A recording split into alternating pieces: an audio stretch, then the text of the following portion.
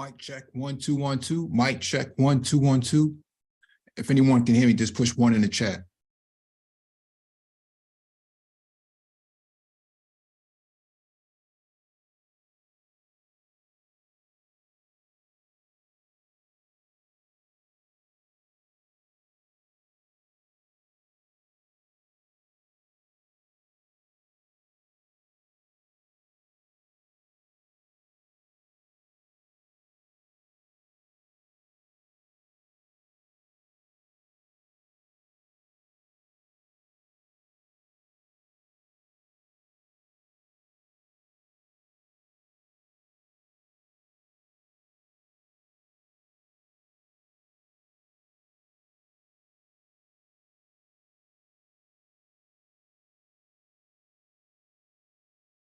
All right, cool. Thank you for the confirmation. Welcome back to the Black Brain Trust. This is episode 754, Black Politics. Please hit the like button as you come in, share the video if possible, hit that notification bell so you get all the updates from the Black Brain Trust. I wanted to have this conversation about what's going on in Mississippi, Jackson being the capital, the mayor, Choke Lumumba. So let me bring up the article so we can discuss together what's going on here. No, that's not it.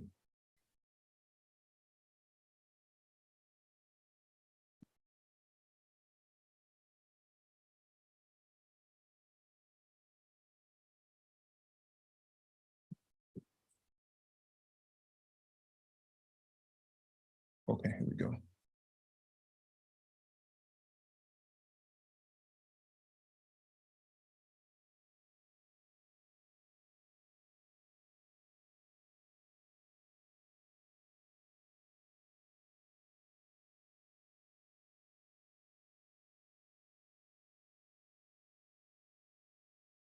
All right, let me know in the chat if you can see this, page.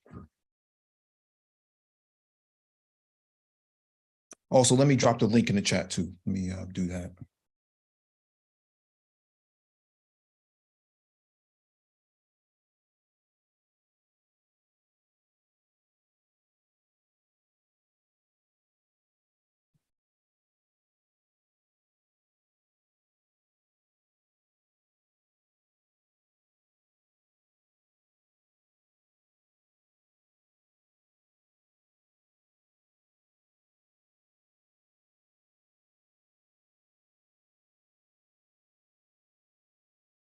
Drop this in the chat.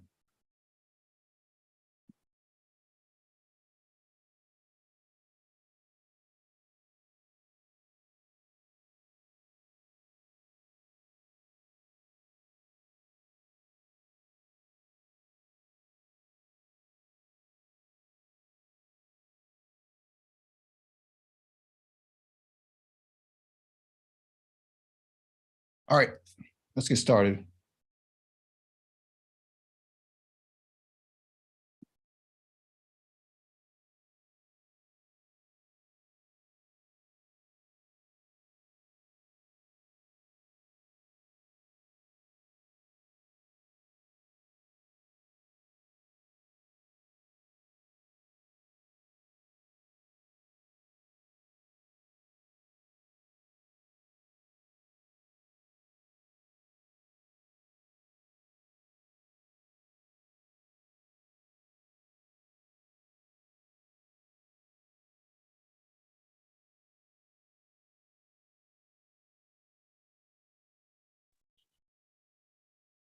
Testing, testing. Can you hear me? Yeah, I can hear you. Can you hear me? Yes, I can. All right. Make sure that everybody in the chat can see the article as well. Yeah, I think you need to magnify it up. It's 200% in. Okay, all right. I zoomed in on my phone. I see it. Yeah. All right. All right. So big things are happening in the South, and Mississippi is going through a crisis right now that's going to determine the future of democracy as we know it today. So I want to cover this article from Mississippi Today discussing the happenings that's happening right now in Mississippi. So only in Mississippi, white representatives vote to create white appointed court system for Black city in America.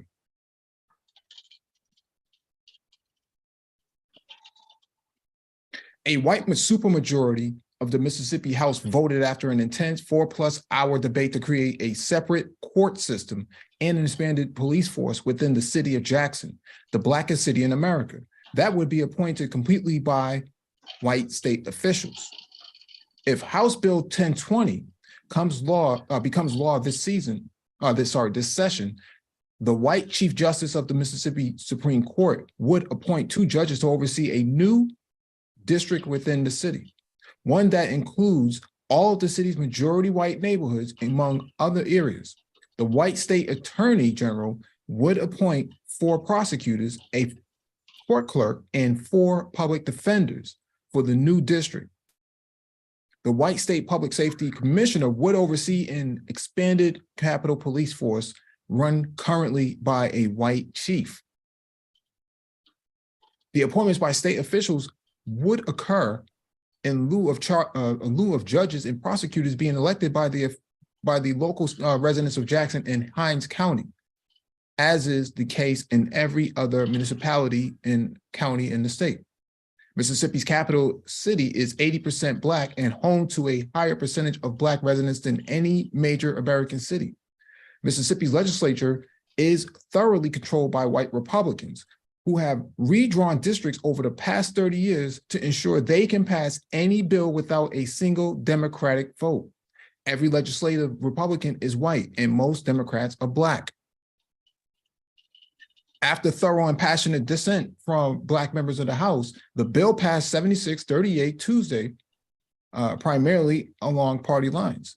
2 Black members of the House, Rep. Cedric Burnett, a Democrat from Tunica, and Angela Carkerman, an independent from Magnolia, voted for the measure.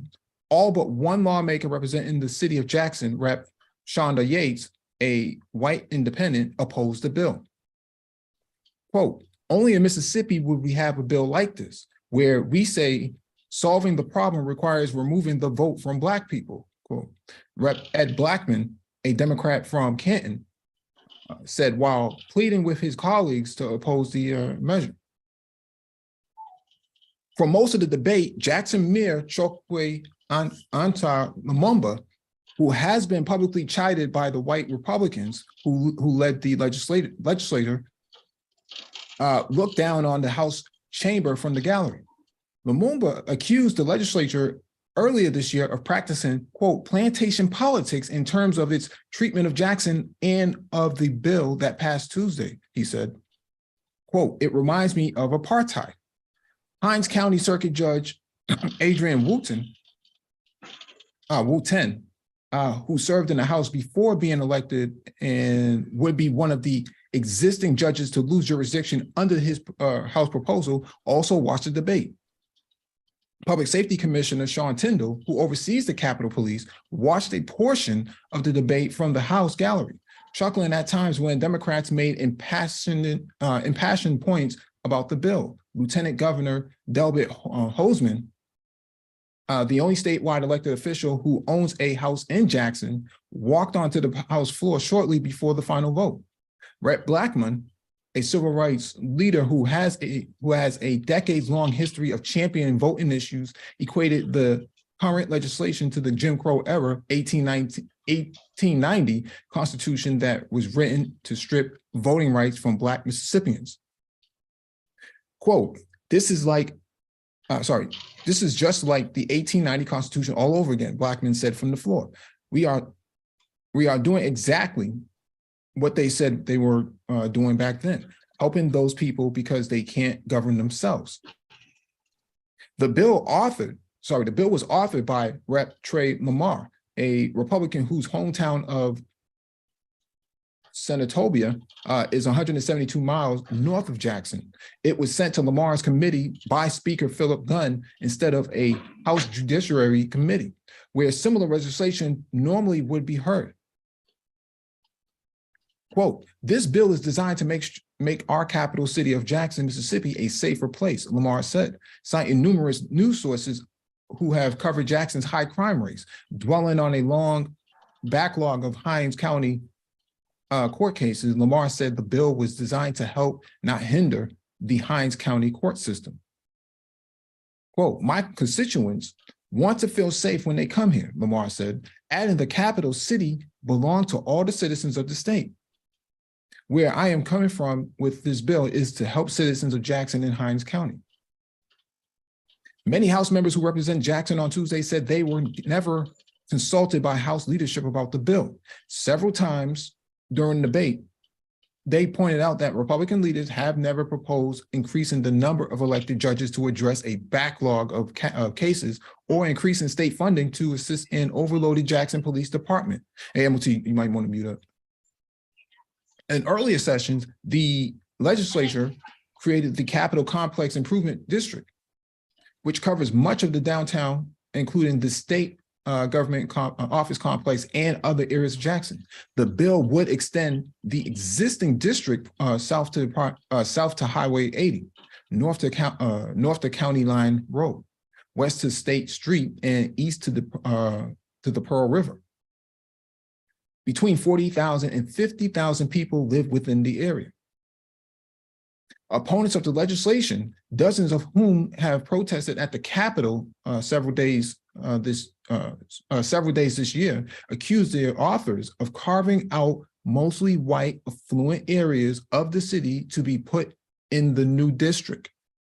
This bill would double the funding for the district to $20 million in order to increase the size of the existing Capitol Police Force, which has received broad criticism from Jacksonians for shooting several people in recent months with little accountability.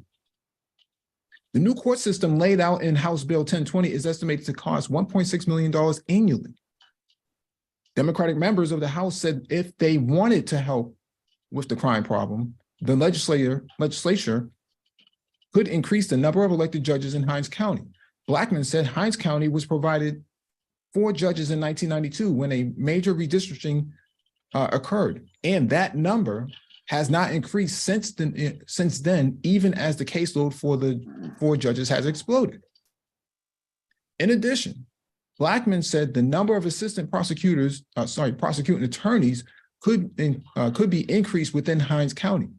In Lamar's bill, the prosecuting of cases within the district would be conducted by attorneys in the Office of Attorney General Lynn Fitch, who is white. Blackman said the bill was quote unquote about a land grab, not about fighting crime. He said the other municipalities in the state had higher crime rates than Jackson. Blackman asked why the bill would give the appointed judges the authority to hear civil cases that had nothing to do with crime.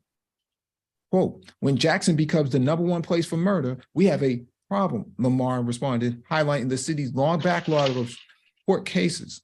Several Democrats during the debate pointed out that the state of Mississippi's crime lab has a lengthy backlog as well, adding to the difficulty in closing cases in Hinds County.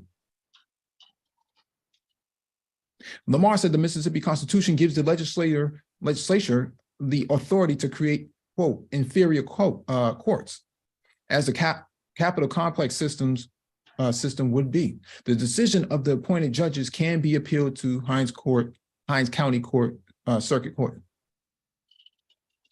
Democrats offered 7 amendments, including one to make the judges elected. All were defeated primarily along partisan and racial lines. Quote, we are not incompetent, said Rep. Chris Bell, Democrat of Jackson. Our judges are not incompetent. An amendment offered by Rep.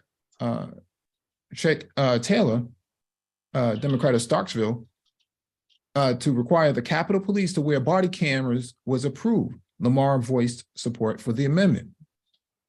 Much of the debate centered around the issue of creating a court where the Black majority in Hinds County would not be allowed to vote on judges.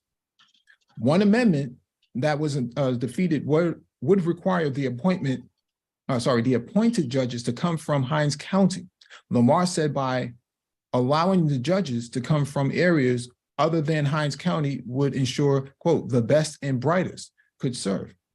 Black legislators said the comment implied that he judges and other court staff could not be found within the Black majority population of Hinds County. When asked why he could not add more elected judges to Hinds County rather than appointing judges to the new district, Lamar said, "This is the bill that is before the body." So I know that was a lot, but what's important to understand here is they're trying to carve up the capital of Jackson from Black folk. And basically, yeah, go ahead, MOT, you can speak on this. All right, so pretty much what they're doing is they're creating a district for white affluent people, giving them a judge, giving them their own police force, and pretty much usurping the power away from the actual elected official in Jackson, which is the actual mayor. What they're trying to do is create this safe haven. I guess you could call it a white reservation, for lack of a better term, inside of an actual area. And this is why people ask about Democrat-run cities or Republican-ran states, or how come you vote for Democrats over the Republicans? It's stuff like this. You know, while most of the culture warriors are covering Keisha in their latest machinations, this is what's going on in Jackson. And they're not organizing on their side. They haven't called those people up. Not even Black Republicans are covering this story at all. This is just the beginning, because if they can get this done, they're going to go to Louisiana next, and then they're going to go to Alabama, Arkansas. They're going to do the same thing. Yep, and West Virginia, West Virginia. You're going to have Nebraska do the same thing. You're going to have a whole bunch of states do these exact same thing. Yeah, this is secession by another strategy, or another strategy, basically carving out predominantly Black areas, man, away from them, land grabs and everything. This is happening in real time, you know. So I always, to your point, I always find it interesting that in this space, people want to talk about being conservative and going to vote on the right, and it's like, okay, you do realize this is what comes with that. This is what comes with it. And so I see this spreading like wildfire this year and next year, so that when comes time for 2024, Black people would have no voting power at all, completely stripped them of all of their voting power. This is just a test case, test case. And who are you going to complain about it to? You mean that Republican supermajority Supreme Court? They're going to rubber stamp this thing, just like they rubber stamped everything else. So, when these people talk about how elections don't have consequences, or they're in the middle, or, you know, they're just on the conservative side, or there's all this angst against the Republican Party, stuff like this is the reason why. Not only this, but the whole entire history is the reason why too. But at the end of the day, if you don't know anything about the history, only thing you can do is hear about the stuff through articles with the people already in office. There's really nothing else you can be able to do. They still got the water crisis going on. They still got all these other things going on simultaneously with this going on. I pulled up a map of the 2020 election, and, you know, obviously Donald Trump won Mississippi, but I'm looking at this map right here of all the voting districts, and I find it interesting that if you look at this map of Jackson, you can see Hinds County right next to it. Hinds County is blue, and then I think Jackson is red. Or I'm not entirely sure how that's broken up in Mississippi. Maybe you can elaborate on it, but it seems like the blue areas would be exactly where Black people live, but Jackson seems to sit in between Hinds County and Jackson County itself. Yes. Okay. So the blue areas on the left is the Mississippi Delta, all the way down to Biloxi.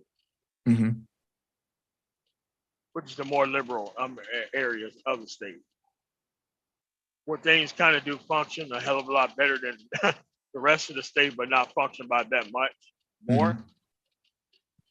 But that's what it is. Like Jackson had a majority of population that is black, but the also it's the meeting place for all the other white constituents and the power sources for the entire state.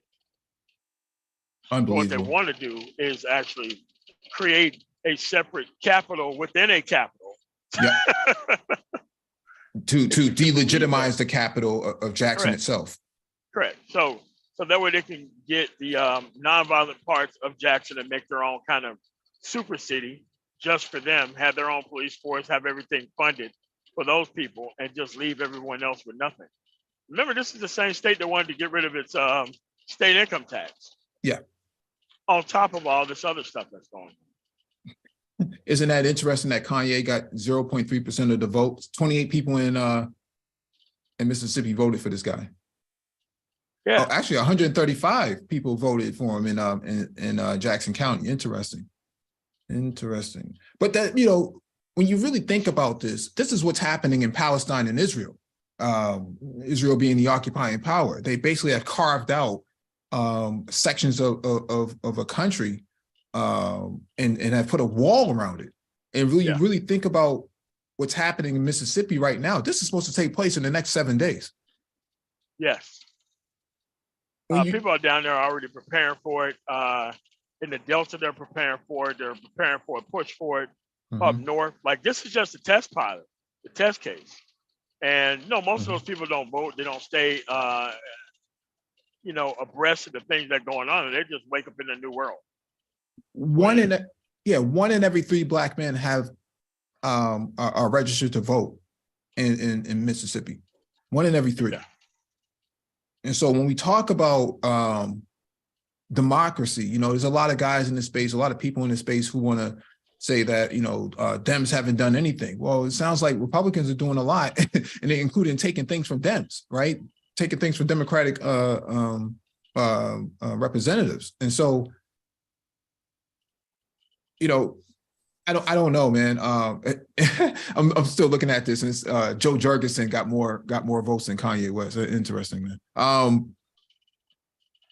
Even in Mississippi? Yeah. What? Wow. I just find that to be interesting, right? But getting back to the story, you're basically cutting off any support. You know, for Mississippi. Mississippi is just basically a red state. Despite all of the blue that you see on the screen, it's just a red state at this point. It delegitimizes any sort of Democratic vote down there. You know, you got the speckles of blue and Jasper, you know, Kemper, Noxubee, you know, some of these other places, Clay, Marshall. It's incredible, man. It's incredible to see this. You know, Joe Biden got 41% of the vote down there. I argue if every black person had the right to vote in Mississippi, I think he would have had a heck of a lot more numbers. And participated. Yeah, and participated. And I'm saying if they voted at their capacity, you would probably see a different outcome. They could have flipped Mississippi had they put some infrastructure down there, had they put some funding down there to actually get people to the ballot. Probably wouldn't need more than $3 million for the entire state. Probably wouldn't even need that much. 3 million? Yeah. You know, it's better than spending all this money on Charlie Chris and all that kind of crazy. Yeah. Yeah. Well, what we do know, Mayor Lumumba said that the EPA, he was able to get $800 million for infrastructure repair on the water crisis down in Mississippi, down in Jackson for that matter, that was being allocated by Washington. And so it's the first city and state to receive civil rights funding for a water crisis in the history of the country. Never had that before. And so that's the only way they could get funding. Otherwise, it would have went to the governor, and then it would have just disappeared off into some fund or something that you just figure out later on. I mean, you know, that's that's the way of funding for the actual future. So that way there's a lot of holes on how the money can actually be spent. So that way it's not wasted. I think it's a good idea. Yeah. I think it's a good pilot program, to be quite honest. Yeah. Yeah, and I think it's a case study as to how you address other environmental and technical issues going forward when you have Democrats in office. So when people want to come on this space or come in this space and say, well, what have Democrats ever done for Black people? Well, there you go, $800 million, right? Directly to one of the youngest Black mayors in the country right now. I mean, like, even if you were to give them an answer, the fact that they don't have anything to answer with for their Republican counterparts is just a moot point. It's kind of like papers, please. Show me what your party is doing while I'm not invested in anything. Ah, man, we're not. We just can't play games like that with these people. Yeah.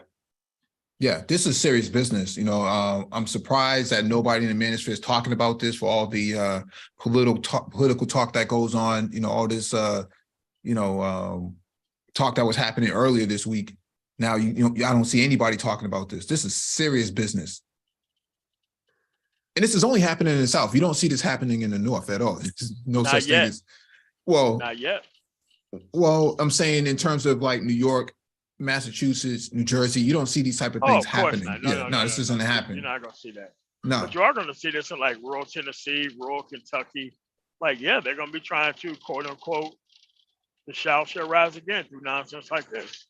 What they're going to do is they're going to make these, quote unquote, white reservations where they get to rope off areas of the city and start funding the hell out of them. So that way they have way better things going on in their area than anyone else in the state.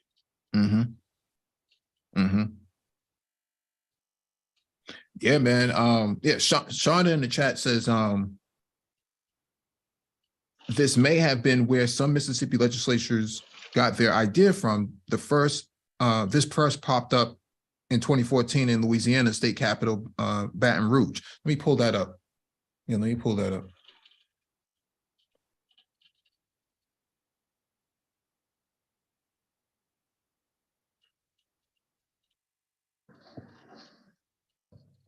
This is why you got to be fully invested with the side that you're on. So that way, when something like this happens, you can just call those people up like, hey, man, what's going on with your people down there?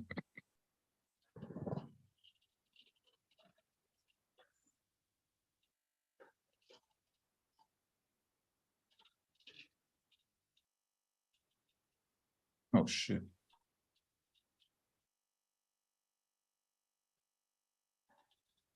All right, let me share my screen real quick.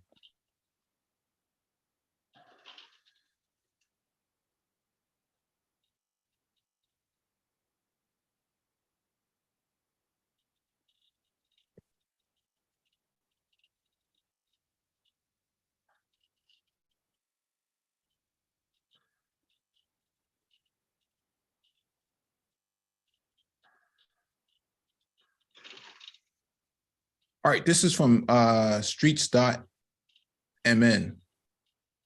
Shonda kindly posted this in the chat. Thank you, Shonda, for posting this.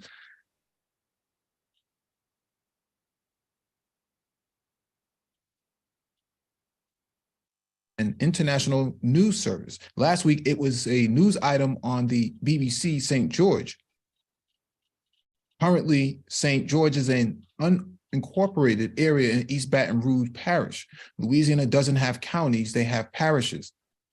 And after being twice denied the ability to create an independent school district because they were not incorporated, some citizens started taking the steps necessary to incorporate. This week, they delivered their petition, and now the incorporation process officially begins. From a high level, it seems pretty cut and dry, but like anything having to do with boundaries, money and identity, the reality is more complicated. The citizens of a potential St. George are not trying to succeed. They live in an area outside of the boundaries of Baton Rouge proper. The area is an unincorporated suburban area, but if we examine what could happen if incorporation comes to pass and their reasoning for seeking incorporation, what they are doing could be seen as a type of secession, though not a legally defined one. They are breaking away from their neighbors, drawing boundaries and attempting to declare independence from the rest of the parish. When most people in the United States hear the word secession, they think of the Civil War. There isn't another example quite as famous in American history. But broadly, secessionists are people united by a feeling of not belonging, who are unhappy and convinced they would be better served by going it alone. There are secession movements like the recent vote in Scotland, and in the US, even large municipalities have seen secession movements. Regardless of who or where, secession tends to bring up some tricky, sensitive matters. As mentioned before, St. George is not a secession movement strictly, but they are trying to separate themselves from the rest of the parish through incorporation. In many ways, they are already economically, socially, and racially separate, and some might argue that St. George looks quite a bit different from the rest of the city of Baton Rouge. The demographic makeup of St. George would be 70% white and 23% Black, compared to Baton Rouge with its majority population, 55% Black, 40% white. The annual median household income in the proposed city of St. George would be $30,000 more than that of a Baton Rouge household.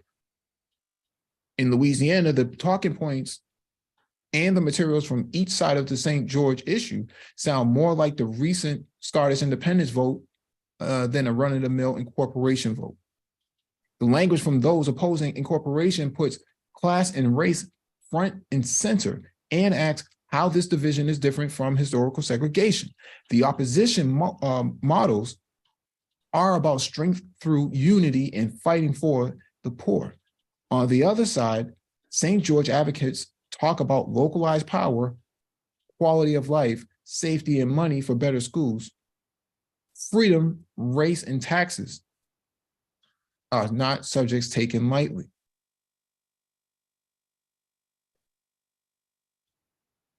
Losing these residents to incorporation, not to mention the business currently within the proposed boundaries of St. George and the accompanying taxes that benefit the larger parish, would likely cause some problems for East Baton Rouge Parish and the citizens of the city of Baton Rouge.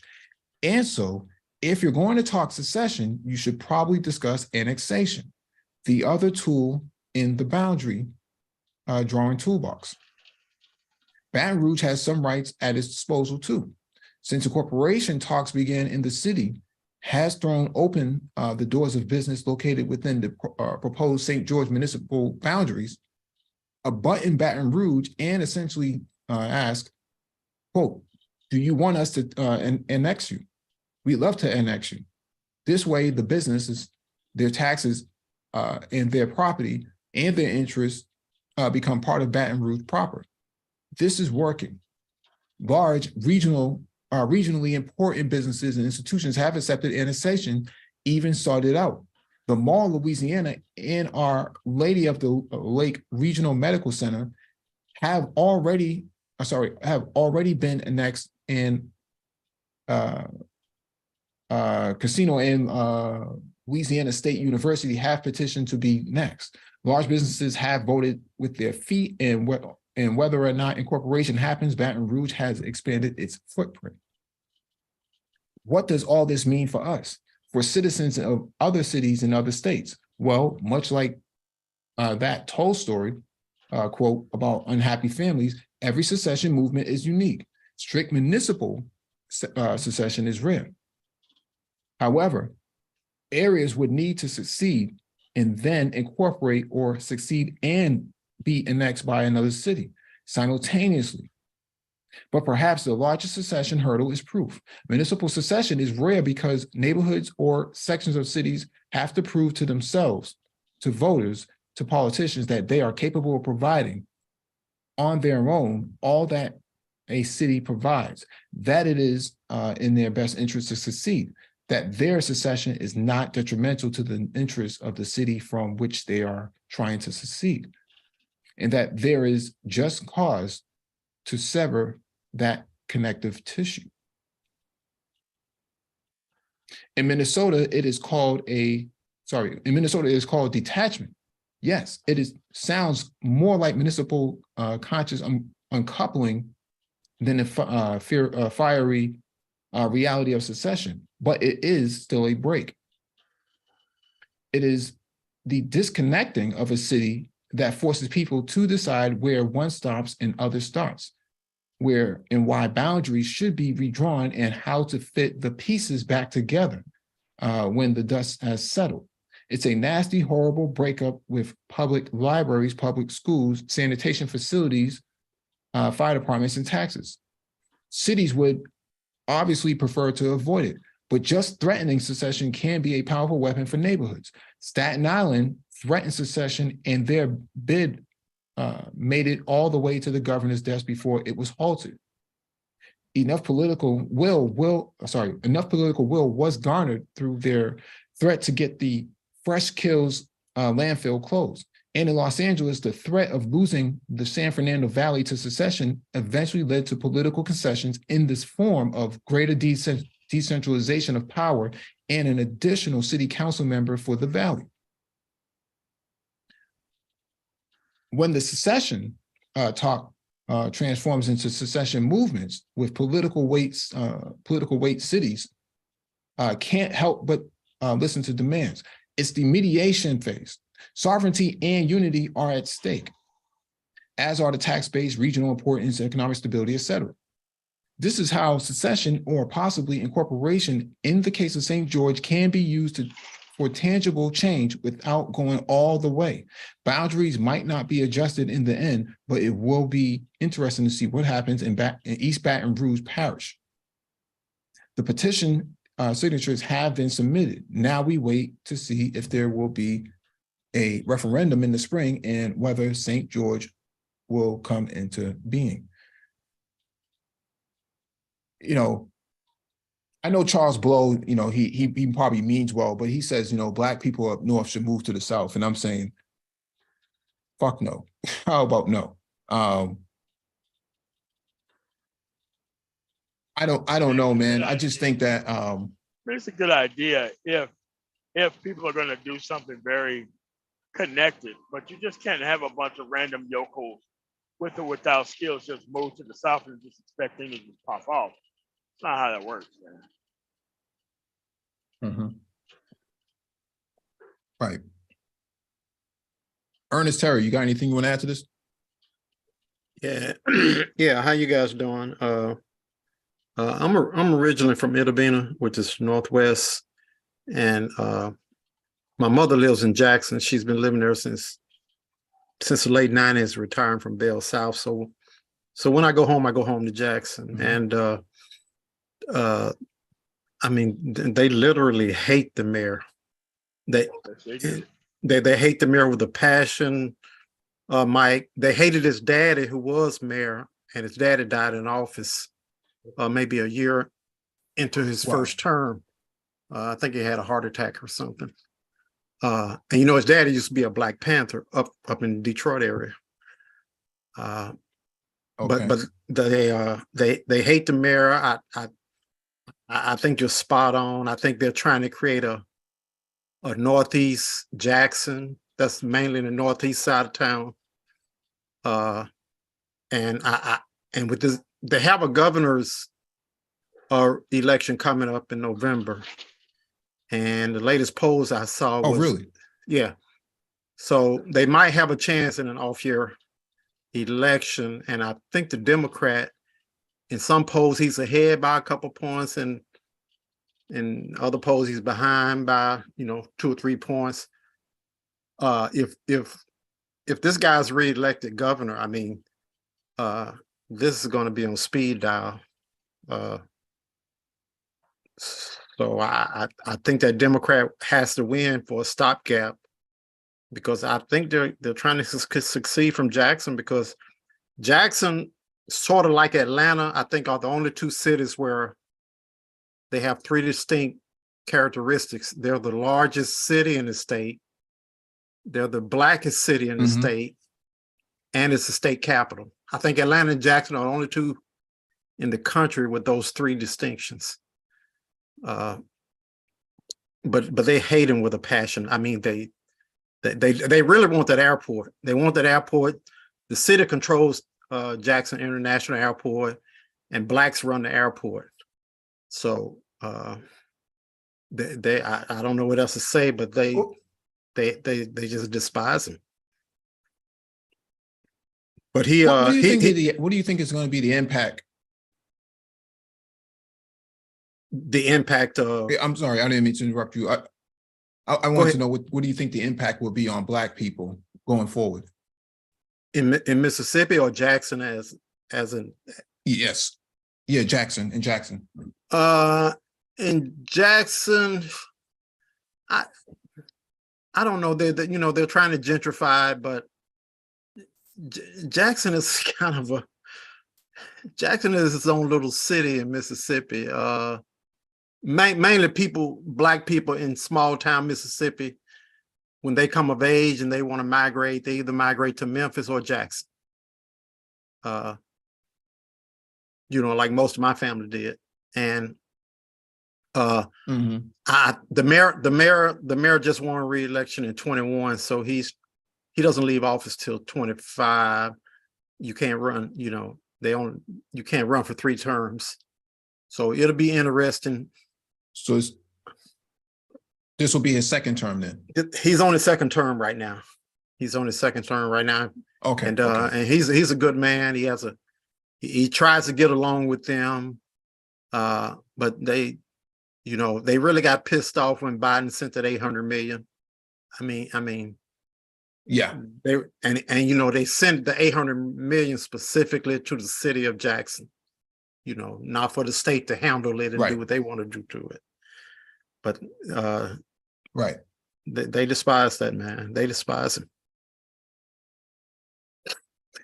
So what's your take on when Lumumba steps down in 2025? When he steps down in 2025, Jackson will still have a Black mayor because it's 86% Black. Okay. But when his dad had passed away, he didn't assume office. He ran, but he was a young guy, 30 years old, wife was pregnant. And so there was another guy, a Black preacher who won that particular runoff race, and nobody really cared for him. And then Chokwe Jr. came and won in 17. I actually went to the inauguration. And okay. And he made everybody in the audience raise their hand and take the oath also. That was oh wow. Yeah. But it's a mess there. Like MOT said, you need skilled people there, you need industry there. And since the water crisis and the bad pub that Jackson's been getting the last 6 months, and they don't really have a niche as far as a skill set. They don't really have a niche. They don't have a Silicon Valley, or they don't have a research triangle or a medical district all their own. So they really need to find their niche or to create one. I thought NASA had a base down there or a facility down there. No, that's down on the coast. That's down on the Biloxi, Pascagoula, Gulfport on the coast. Yeah. Okay. Yeah. But I do know they build ships down in Pascagoula, at the port in Mississippi. I get yeah. Okay. Yeah, that's 2 hours south. Okay. Yeah, that's 2 hours south. Jackson is sort of south central or mid central. It's 30 miles east of Vicksburg, which is on the river. Vicksburg is on the river. And now they used to manufacture cars down there. Is that still true? They manufacture cars in Canton, where Deion Sanders had a house. In Canton, Mississippi, that's like a suburb. Okay. Canton is majority Black, and that's 16 miles from Jackson. Yeah, they build all. They still build thousands of cars there and SUVs. Okay. But a lot of Blacks, once they get money, you know, Man. they moved to the suburbs too. Really? Amongst white people? They moved to the suburbs. Yeah. Wow. Yeah. And even with that, you still got an 86% Black population. So a lot of Blacks in Mississippi migrate to Jackson or Memphis if you're north. Mm-hmm. Yeah. But I love my Are you state. familiar Though. with I can imagine. I can hear it. Are you familiar with Dr. Cephas? I am The not. Black woman, I guess, who okay, she's supposed to be opening up a tech hub in Jackson. Oh, that would be great. That would be good because you know WorldCom Actually, was WorldCom. The old WorldCom was headquartered there. Okay. Yeah. Let me share my screen and see if I can find it real quick.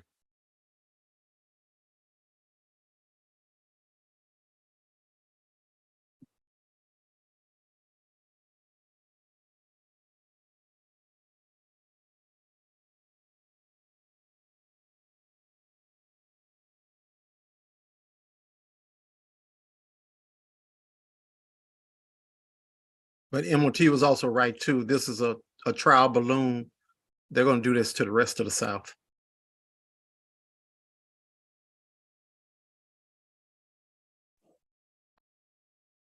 Hey, what's going on, Nicole? Hey, what's up, Mike? How you doing? Oh, good, bro. Good. So I'm sharing my screen right now. If anybody in the chat can see it, just push 1. But yeah, this woman right here, Code to Success, Jackson's Tech Hub. And so she's supposed to be opening up a Silicon Valley or innovation district in Jackson. Okay. She's actually a scientist. Yeah, she's an AI scientist, artificial intelligence scientist. She's originally from Jackson. Dr. Nashili. Yeah, Nashili. Yeah, I think that's her name. Okay. Let me see if I can play the video. I gotta. I'm wondering what part of town it's located in. I gotta shoot. Yeah, let me share sound.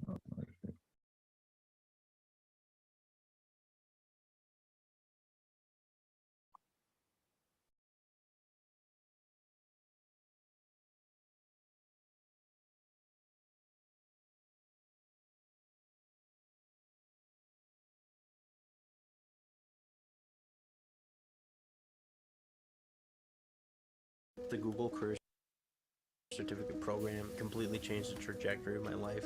I've always been interested in computers, but I never thought I could turn this into a career. A water crisis, infrastructure issues, crime. Critics ask who would want to risk investing in Mississippi's capital city. Well, as I reported, first, a Jackson native and very successful computer engineer is taking the risk to implement her vision of creating a hub of technology right here in Jackson. And tonight, there is new information on Dr. Nashley Cephas and her Code to Success. Why not Jackson? You know, we're not that much different than the next people. We do have some things to work out as far as infrastructure. That's the response you'll get from Dr. Nashley Cephas when it comes to her vision to build a multi-purpose technical district or tech hub here in the capital city. So what exactly is a tech hub? It is a community that promotes innovation for technology-based companies, a place where technology talent, investors, educators, and companies can thrive. Dr. Cephas is not deterred by the challenges of getting such a development going here in Jackson. One thing that's different about me is that I learn a lot from people, and then historically, I know how to do a lot with very little. Evidence of that is the Bean Path Makerspace building this interview was conducted in. Raising over $1 million through philanthropy, there is no debt for the structure. And now, with the help of fellow Jacksonian Michael Lewis, a real estate broker, Dr. Cephas has secured 7 more acres, adding to the 12 blocks that already make up the Jackson Tech District. 12 blocks that were once neglected, abandoned buildings with overgrown weeds in darkness at night. Now, it's well lit at night. This is the first acquisition of raw land, so 7 acres total, heavily wooded, but it's perfect for parks, or development, keep some mature trees in the footprint. That brings the Jackson Tech District's footprint to 21 acres now. A number of factors, including pandemic-induced higher prices for goods and services, have driven up the cost of her vision from a projected $25 million to a now more than $150 million venture. And so, yes, the number is going to keep going up, but we're going to continue to add value to the project and to the people in the surroundings. We have more funding partners, it will soon announce that, as well as more LOIs coming in place, interested parties who want to occupy these spaces. And I think you'll be very pleased with what we've done thus far once you see what's happening. It can be done, no doubt about it. Jackson architect Richard McNeil is a believer in Dr. Sifa's vision, particularly the location of the Jackson Tech District. He says he has seen examples of this type development become highly successful in places like his native Atlanta and more recently Denver, Colorado. Like Atlanta grew its light rail system on the existing railroad lines. Well, is there potential for Canton and Florida to be connected back into downtown Jackson using the same idea? And the answer is yes. And where would that stop be? Right next to Dr. Cephas's development, which is close to Jackson State. So from an economic development perspective, she's really got a great location. McNeil shared with us some of the design plans for the district. Some of the existing buildings will be transformed into shopping space, residences, learning centers, and more. She's obviously very smart, very wise individual. She's built a company, dealt with Amazon on that. I've got a tremendous respect for her. And also the fact that she wants to do something in her community and help bring all these things together in this community is really a blessing for us.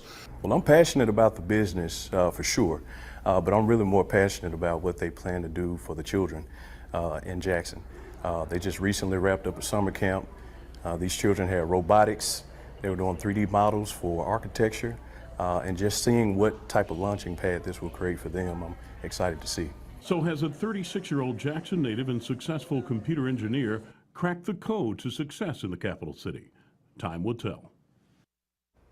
And we will continue to monitor this project. By the way, the Bean Path will celebrate its 4th anniversary next month. On October 8th, the festivities began at noon to 3:30 in the new Maker Space on the Jackson Tech District grounds. That's 451 North Gallatin Street. So there you have it. That's Ernest, wonderful. What do you think about that? Oh, I love it. I love it. Robert Smith, where are you? Oh, man. I heard he's been I heard he has some interest in this as well. So okay. That's great. That's great. But the only thing I would want to know is, are blacks going to control the land? Because if you saw that movie, The Founder, about McDonald's, did you see that movie?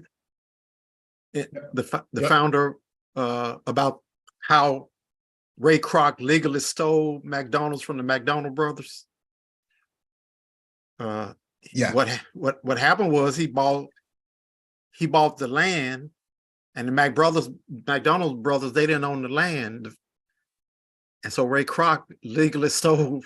That's how he stole. He owned the land that the McDonald franchises were set up on, and and then stole the name. So this is great. I mean, I live in Huntsville, and we have tech, tech hubs and everything here. But yeah, Huntsville, Alabama. Yeah. So yeah, that's a good thing. I hope we have enough time, because with this governor, man, I mean, this guy's a trip.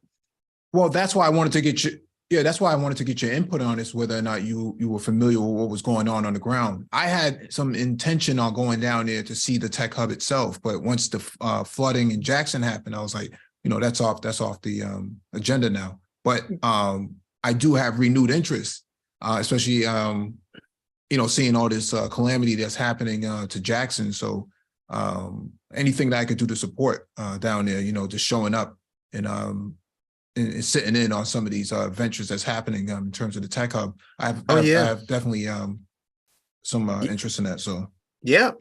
Get on that plane and come on down, man. I mean, man, I didn't know about this, and I read the Jackson Advocate That's the Black Weekly paper I get up here in Huntsville. I may have just skipped it, but yeah, this is a wonderful thing. It's wonderful. Lockheed Martin used to be in the old WorldCom building. I think they moved out, moved somewhere. But I kind of had a feeling when did they demolish that building?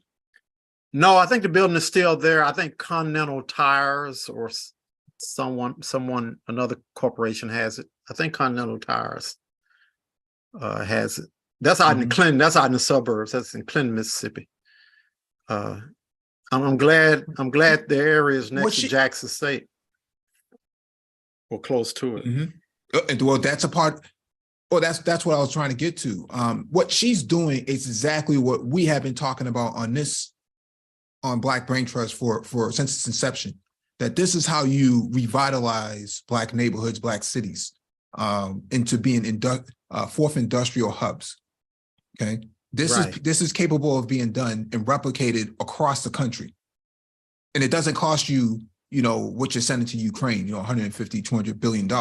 We're talking, less than $1 billion can do all of this. And this is only going to be done if you vote the right people into office. Okay, she can only do so much. You and I can only do so much, but you got to have the right elected officials in before you can actually take action on something like this. Because if you had somebody like Tate Reeves in charge of Jackson, that ain't going to happen. Okay? And that's another weird thing too, so Mike. That's why voting is on. That's another weird thing. Mississippi has more Black elected officials than any other state in the entire country. From a state legislature standpoint.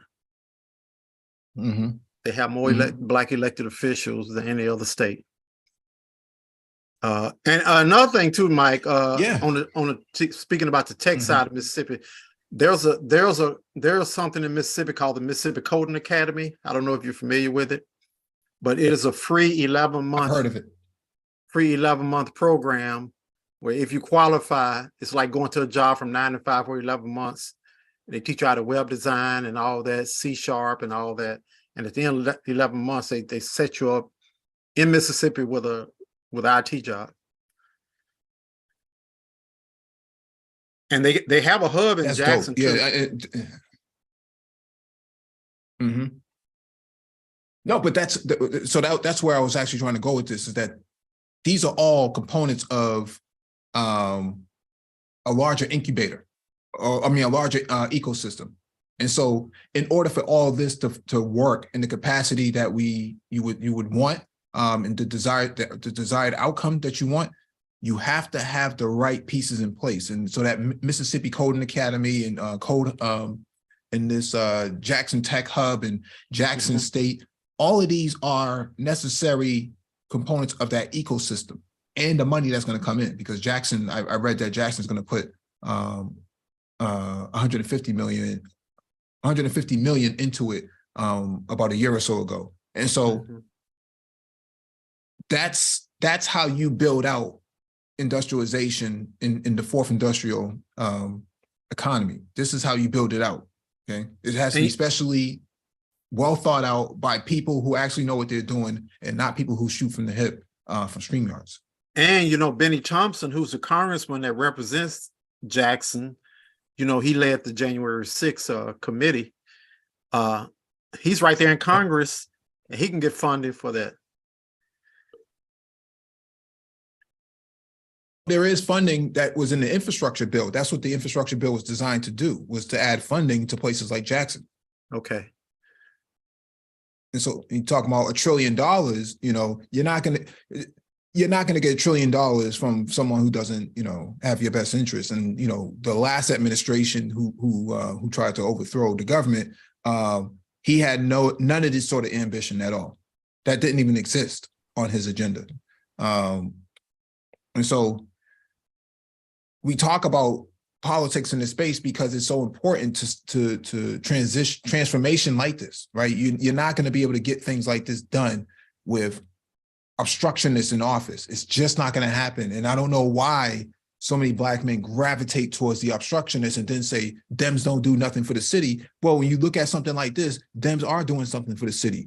Look at the $800 million that's coming to Jackson through the EPA and the Office of Civil Rights. that is how Dems, that is what Dems are doing for Black people. So Right. you can miss me, you know what I'm saying, for other people who listen to this who got a problem, you can miss me with your Dems don't do nothing for Black people. You know, this video proves that. Yeah, I don't get the black male love affair with that guy from the last administration. I don't get it. I just Yeah. don't get it. What's going on, Complex? Hey, yo, Mike, what's going on, man? Can you hear me okay? Nothing much. What do you want to add to this? Okay. I You can know, it's funny, man. You know, I was listening in. I was gonna start getting some dinner here together. But when I was listening to that video, I literally thought about what it was that you mentioned, that we really had been espousing this whole time, is turning these places into hubs, right? See, so it's kind of like Yep. a concept that over the course of quite a few live streams, we sort of laid out in concept, and now this is the use case right here. So this is very exciting to see. Mhm. Yeah, and it's actually up and going already. As of today, it's already up and going. So, but I know there was a flood in Jackson last year, so I wasn't sure what the you know, what the outcome was of that, whether or not the makerspace got flooded or not. But that is the case study. If you want to revitalize Black neighborhoods and, you know, Black cities, this is how you're going to do it. And this is the only way you're going to be able to compete right? in a very tight market. Yeah, It's it's not not theory. theory. No, this is Yeah, this is reality this now. is not theory. Now it's sort of like this validates what we've been saying, right? See, that's kind of like what brought me up here, you know, because I listened in, I was like, whoa, wait a minute.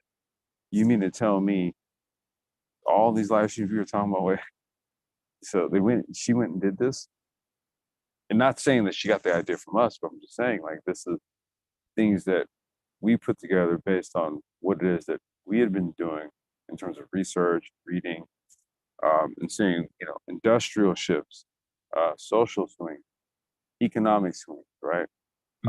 All these things that kind of change how things are going to work in, you know, in our community, and then to see it actually done, man, that's interesting. That's interesting.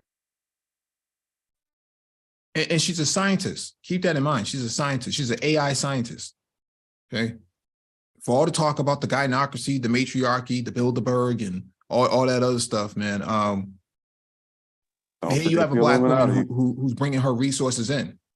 Yeah, the Illuminati, the Bilderberg, you know, those guys that, you know, in this space, that's what they'll have you thinking, that this woman is a part of the same gynocracy and she doesn't have Black boys' best interests, right? But in reality, that video proves otherwise, right? And so she's bringing all her resources, and she's doing exactly what we have been saying is the pathway to success. And a lot of these so-called guys in here who have all this smoke for women on that level aren't taking into consideration, if you run a woman like this out of your community, you're not going to get what you got on that video.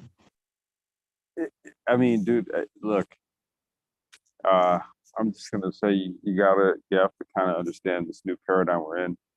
That you know, gynocracy, gender war, dude, that's like some blase skippy stuff to me, right? It doesn't quite fit in what this ultimately does for a community.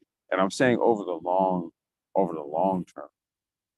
Okay, there's not a schism that fits in that. I mean, this is more of a needs-based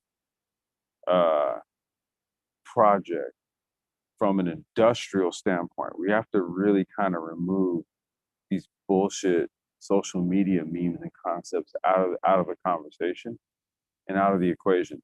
That's not what this is about. This is literally about terraforming. We're talking something else entirely.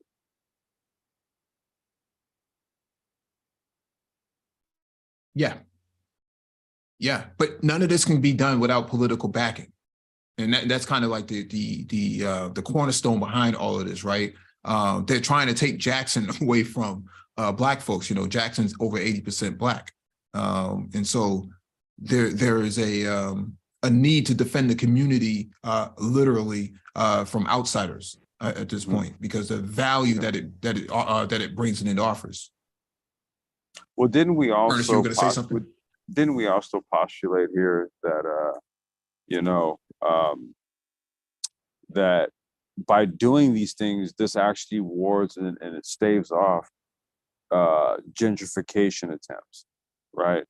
You actually have not only just a real estate stake, but you also have an industrial stake as well in your own communities, right? So that means that you hold more of the value of the land when we're talking about not only transportation routes, but we're also talking about the buildings themselves and the functions of said building, right? We're thinking as industrialists and, true community builders, right? But we have to really, truly assess the need of the communities going into the future. And this is it right here. This is the model. This is what this channel's been predicated for those listening. We've been literally saying this stuff for the last going on 5 years. And this is something to see right here. Yeah, I agree, Complex. And it's funny you should mention the land, because that's what I was speaking with Mike about 10 or 15 minutes ago about that movie, about the founder, how Ray Kroc legally stole McDonald's from the McDonald's brothers because he bought the land where the buildings were. Right. But this is a long-term thing, and some of us may not be alive to see it reaches full potential.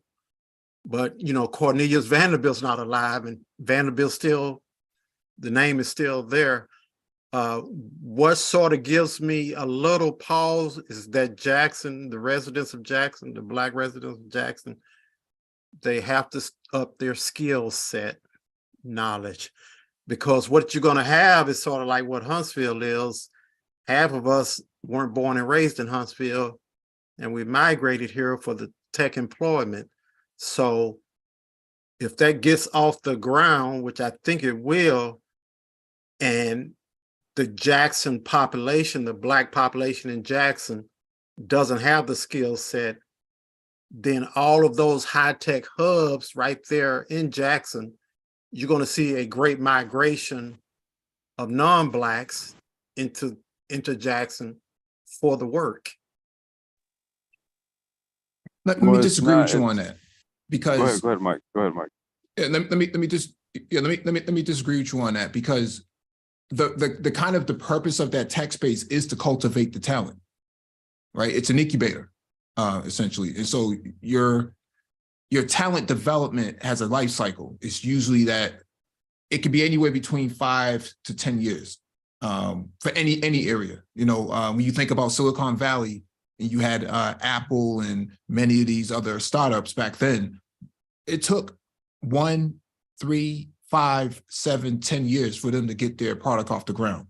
Steve Jobs, started working on the Apple computer after he went to Xerox in 76 or something like that. By 79, he had that product up and going. This all came out of the garage, right? And so it does take a little bit of time, but that's why Jackson State University is, pivotal in all of this, because that's where your talent is going to come from. So if you're saying that getting a bachelor's degree in computer science takes 4 years, then that 4-year cycle is what I'm saying. You have that 4-year cycle. That takes time to develop the, scientists and stuff like that. You don't necessarily need non-Black people to come in, but you do need a earnest to have a reverse migration to come in, who understands the environment better, but can also fit right in to that economy, and hit the ground running, because you already had that experience in Birmingham, right? So Huntsville. That's what I'm saying. Like, that's why I disagree. Huntsville. Sorry, Huntsville. And so that's what I disagree, that it doesn't necessarily mean that non-Black talent is going to come in and kind of swoop up the jobs, because there's no real jobs. It's an incubator. It's a space where you cultivate talent, you cultivate ideas, and then you kind of set it off from there, right? And so you can now bring in the angel investors, and you can now bring in the pre-seed and the seed funding and the Series A, Series B funding. That's where all that stuff has to take place. And so the culture matters in this, right? A non-Black person can't fit in if the environment is not reflective of their values, right? If we're talking about, being pro-Black and, going back to slavery and following up on those Reconstruction roots, a non-Black person is going to have a hard time squeezing into that environment and operating. It's just not that simple. Okay, let me counter you, Mike. But go ahead, Complex. Because I know the Okay. area and I know the people in the area, and my only point was that Jackson State can't be the only sperm donor, so to speak, because by the time a person gets to college and major in computer science, they probably love computer science in high school or what have you. I'm saying you have to start at the Jackson Public School K through 12 level. You have to start there before they even get to Jackson State or to a Tougaloo, which is the private Black school. So if you look at the country of India, India put all their resources into tech. Originally India became the sperm donor for the country of India, sort of like Research Triangle here in Huntsville. The mayor, previous mayors just started becoming a sperm donor to make Huntsville a tech hub. And so and they started at the K through 12 level. So Jackson State can be the final frontier, but the school system in Jackson, the public school system in Jackson, Black school district with blacks control the entire city. I mean, they just control it. They have to change the curriculum radically than what they have now. I just made a phone call today to Jackson to get a couple of my nephews into Sylvan Learning to go to STEM camp in the summer. And they're 9 and 10 years old. So you have to start this at the embryo level to pull this off, or else you will have non-Blacks migrating here because Jackson won't have the talent, skill set to sustain it. That's all I'm saying. You get no disagreement from me on that. Yeah, you get no disagreement from me on that. Go ahead, Complex. No, I don't have anything to say on that. I was listening in. No, but I agree with you, Ernest. I definitely don't have any disagreements on that aspect.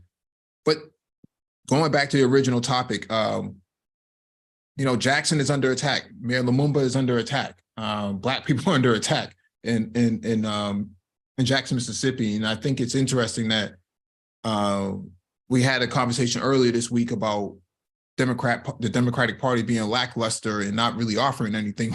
Meanwhile, you got the other party trying to come in and swoop up, Democratic real estate and infrastructure away from them for a reason. But there was a comment in the chat room that that was made. I want to make sure I address it before I close out.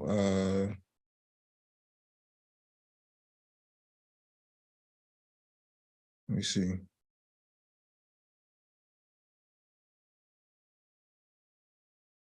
Music Lover says we shouldn't be loyal to any party, though.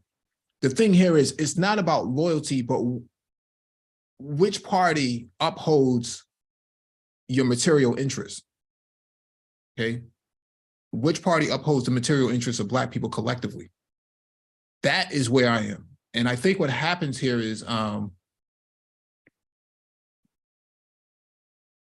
don't know why it's doing this. Yeah, I think what happens here is that people think that we're holding on to a party, but we're not. We're holding on to material interests. And the material interest, as it stands today, exists only in one party at this point, and that's the Democratic Party. And so earlier this week, there was a conversation on another panel that said, you know, where you had several people questioning the legitimacy of the party. But when I asked them, what does the other party offer? They kind of deflected and punted the ball.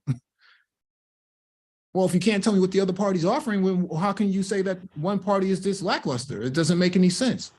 It's a two-party system. You identify the lacklusterness of one party, but you don't want to identify the other issues with the other party. That makes absolutely no sense to me. Well, you know, that's a conversation that's in bad faith.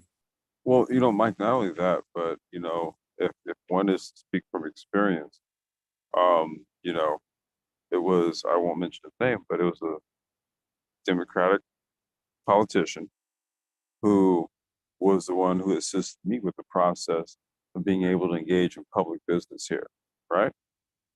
You see, so when you say it's about interest, I would say you're 100% correct on this.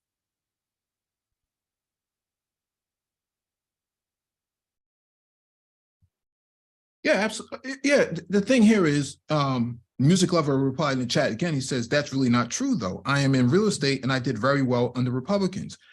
Well, we're not talking about individual interests. We're talking about collective material interests of the people collectively, right? We're not talking about an individual. That rugged individualism is exactly what's hurting us now. And you would not get a Jackson Tech hub from a rugged individualist. If all of your ambition is encapsulated in your own personal agenda, then we're having two different conversations. We're talking about the city of Jackson, the collective interests of people in Jackson, and a party that's going to defend those collective interests. As it stands right now, if that party is not Republican, I can tell you that much. And Mike, let me just further elaborate, right? Because you just kind of gave the supporting points, right? The collective interests of the people, right? So what we do is a public service, essentially, public transportation service.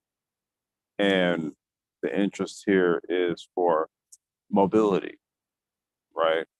So that it's part and parcel. And you do have to kind of go based on who it is that has the best collective interest in mind, especially if your own business interest is to serve the public and the people.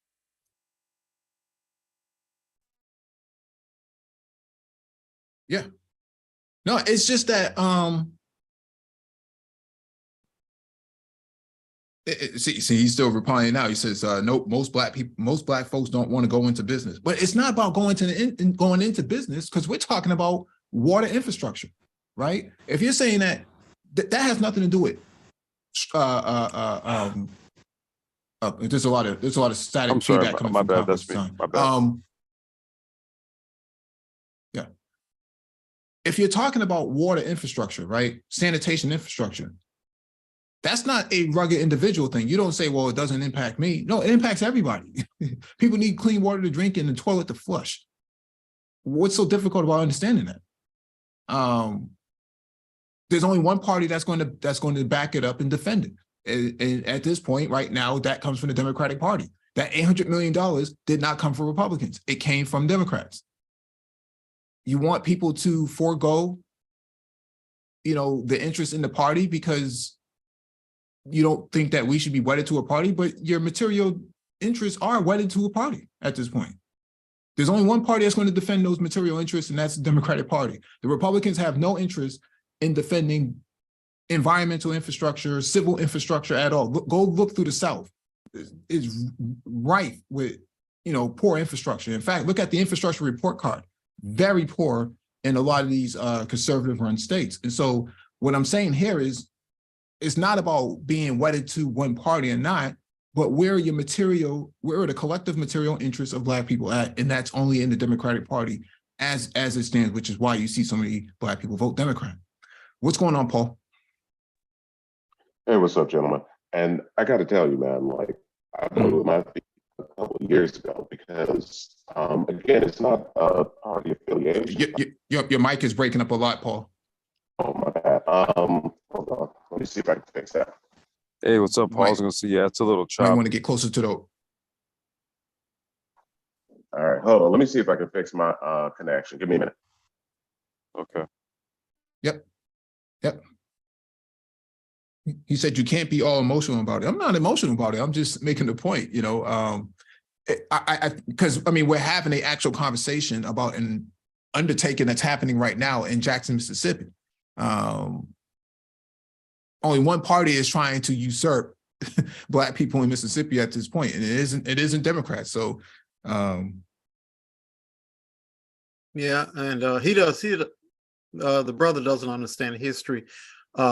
Before the '64 Civil Rights Act, a lot of Blacks were voting Republican. When the '64 Civil Rights Act and '65 Voting Rights Act was signed, Blacks started voting Democrat because that's where their interests were. So we do vote our interests. We try to. We know the Republicans don't have any interest at all in us. They just don't. Well, I think in this schism, what we need to look at here is the fact that when if we're to try to not only keep our communities, but then make them relevant into the future. Okay, and I think this is the key focal point, right? Future prospect. You have to look at who and it's, I'm almost trying to take a party agnostic position on it, right? Because truth be told, you really do have to be agnostic in order to understand who it is that best serves your interest. That's what makes the decision easy. That's what makes it easier for us to engage whichever party or politicians, whoever belongs to which party, in order to have them better understand what our interests are. And so, once again, I'm pointing to something that we've modeled out on this channel here over the course of the last 5 years, only to then see it come to fruition. And you got to look at who got behind it, right? That tells us a lot.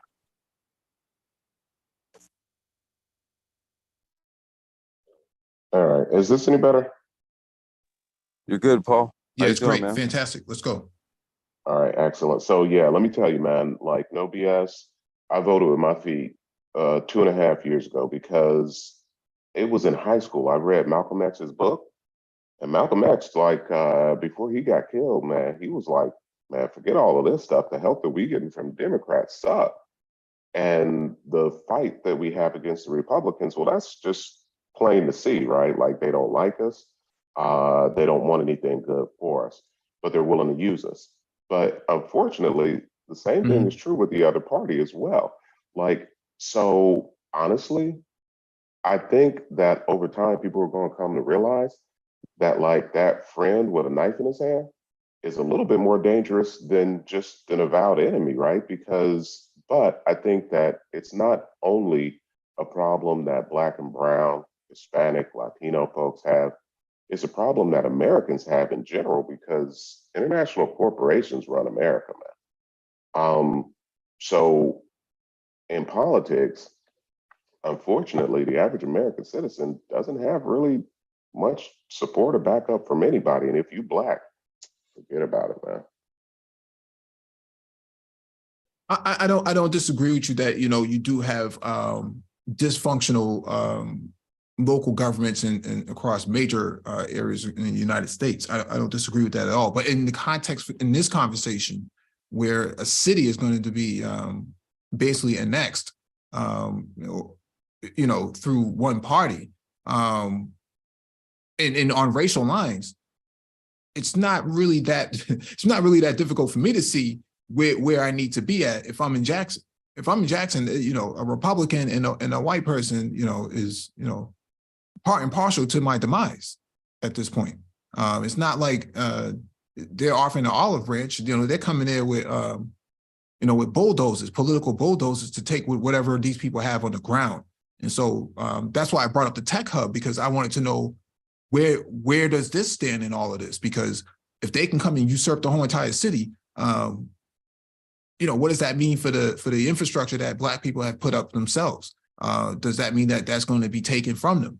But if you're telling me that, you know, both parties suck, well, you know, I mean, there's only one party right now that's defending their interests. Their material interest is, you know, clean water, sanitation, other forms of civil infrastructure that is being defended by the people that's in power right now, which is Mayor Lumumba and, you know, Washington. I don't see those other folks doing that. And so I wouldn't hedge my bets on the other party at this point. You know what, though? I will give you that. That's a fair point. Paul.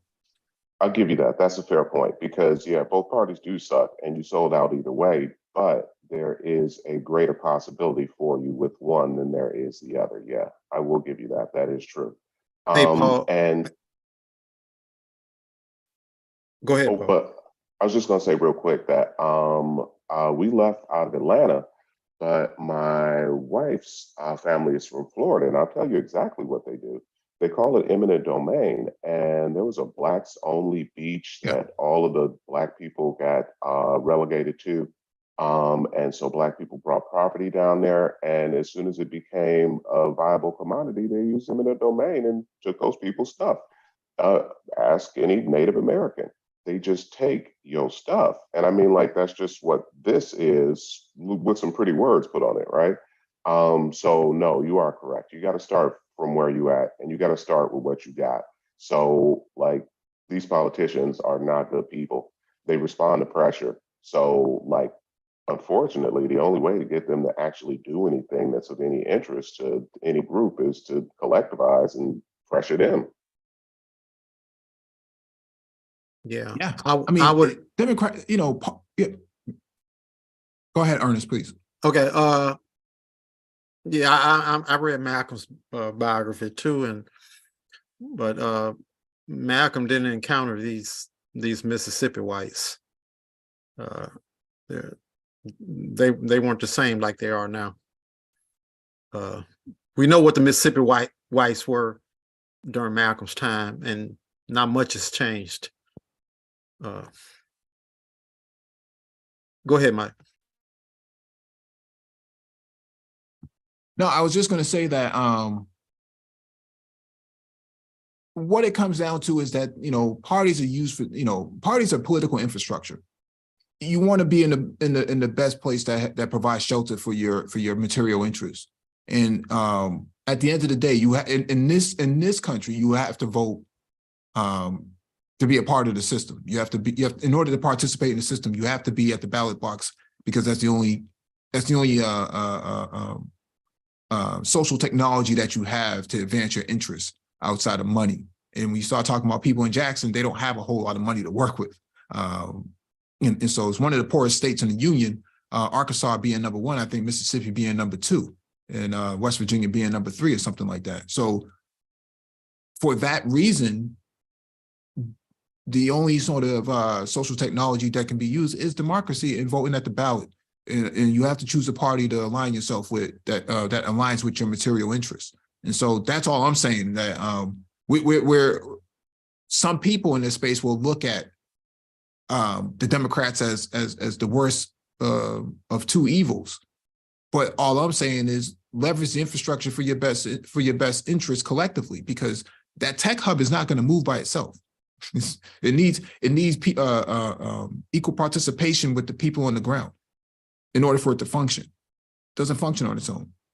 And so that's all I'm saying, that, you know, these sort of areas of innovation and basic means of living have to be galvanized by Black people on the ground. And I feel like there's a lot of people in this space who reject the notion of voting Democrat, but then when I ask them, well, what's on the other side, they don't want to tell me.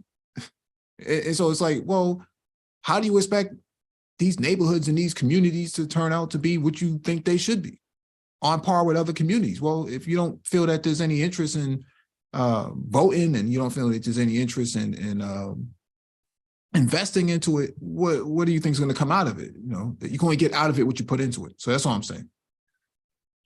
Matter of fact, you know what? I'll give you another quick example too, because I got to tell you, you've actually changed my mind a little bit. Because you know how when you go and vote, in America, you get your I voted sticker. In Georgia, when we would go to vote before I left out, the stickers that they were handing out said, I secure my vote, because they trying to take away people's right to vote in Georgia. Like they got cops arresting people. If you got any warrants, they're literally doing everything they can to make it so that Black and Brown, Hispanic, Latino folks can't vote in Georgia. So no, you're right. Start with what you got and try to align it as best as you can towards what you're trying to go to. And the other thing is this, is that those small, or by percentage, small investments in technology infrastructure are going to pay off like 100 or 150, 200 fold if they, I don't know, like do some sort of, I don't know, code in their software incubator for the community, right? Like those people will all in 15, 20 years be technological leaders and they'll all be rich. The environment is going to be rich, right? Because it's based on assets. Data is an asset. You know, your startup is going to be an asset to an area because it's going to attract more people. It's going to attract more advertising. It's going to attract more, investments at the end of the day. And I think that that's really the goal of Jackson. Jackson could be to Mississippi what what Singapore is right now. So if you go back and look through Singapore's history, Singapore had a racial riot too in the 60s, at the same time during the civil rights movement here. And that thing was so bloody, they decided to decouple themselves from Malaysia. And so going forward, they decided that they were never going to go down this path again. It became more inclusive.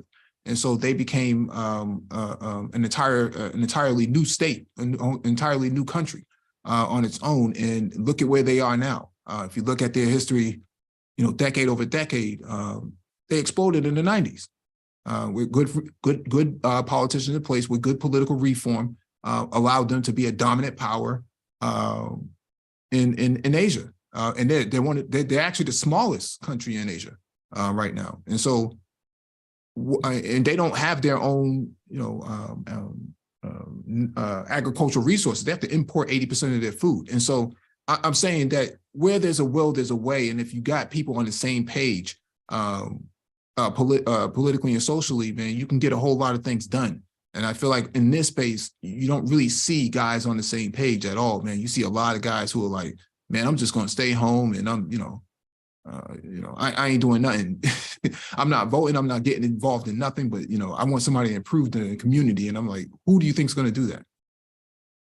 You know what? That's one of the reasons I love coming to this space, because of the fact that there are actual real solutions on offer.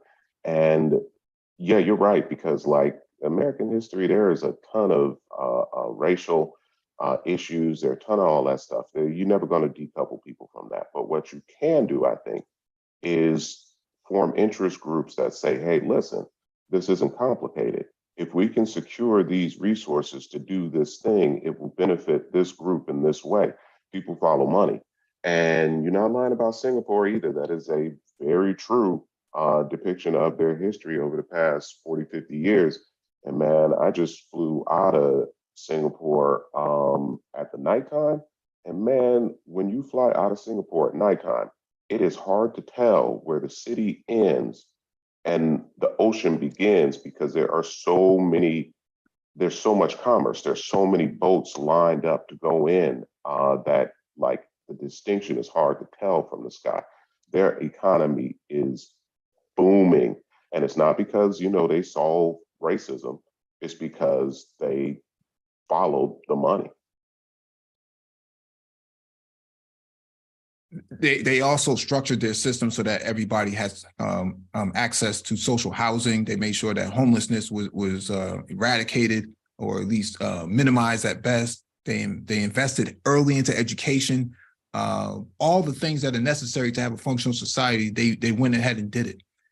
In America, it's the complete opposite. You have politicians who are saying we need to cut public school spending, we need to, ban CRT, we need to, all the things that would benefit Black people, they vote against it, and then they turn back around and say, see, look at those people, look at Chicago, right? Go ahead, Ernest.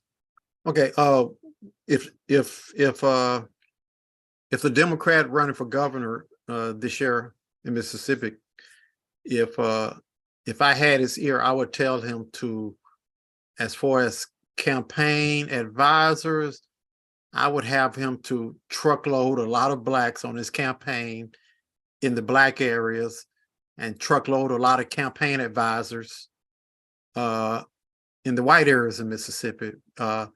Because with Reeves not having a double-digit lead at this point in time, mean that it's winnable. It's winnable to get Reeves out of there at this point in time. I mean, it's February, the election's in November, and it can be done, but it's going to take a lot of money, and it's going to take a lot of work to get Reeves out of there. But due to the fact that, according to the polls, and you can't believe all the polls, but it's 3 or 4 points on both sides, then it is winnable for a Democrat to hold governor's office in Mississippi like they do in Louisiana and Kentucky in the South.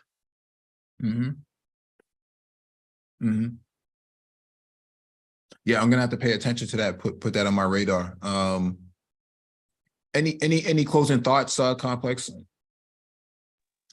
No, Mike. Dope live stream, bro. I was just inspired to come up to the live stream, just based on hearing that video, and just kind of seeing something come to fruition that we kind of modeled out over the last few years. So I don't know. I just thought that was something. That's all I got, bro. Absolutely, absolutely. Thank you. Ernest, you have any last thoughts? I'm glad you had a discussion, Mike, because even though I live in Alabama, Mississippi has my heart and always will. And, we'll see what happens in November. And I think Jackson eventually is going to win this. We will see. Thank you. Paul, you got any last thoughts? Yeah, again, I always love you guys coming on because you actually do have actual solutions to problems, and it's not a lot of venues where you can find a Black man's perspective on things that's going on in the States or in the world nowadays. So, no, I think that the actual way to move forward, make sure to first invest in yourself, then try to figure out a way to help to invest in your community, and then try to figure out a way to help the nation as a whole to invest in Black communities, because I mean, it's not like AI ain't coming. It's not like fourth industrial complex ain't coming. It's coming. Who's going to be trained on it and who's not? That's the only question. Absolutely. Thank you for your commentary. And to everyone else, please hit the like button on the way out, and share the video if possible, and hit that notification bell.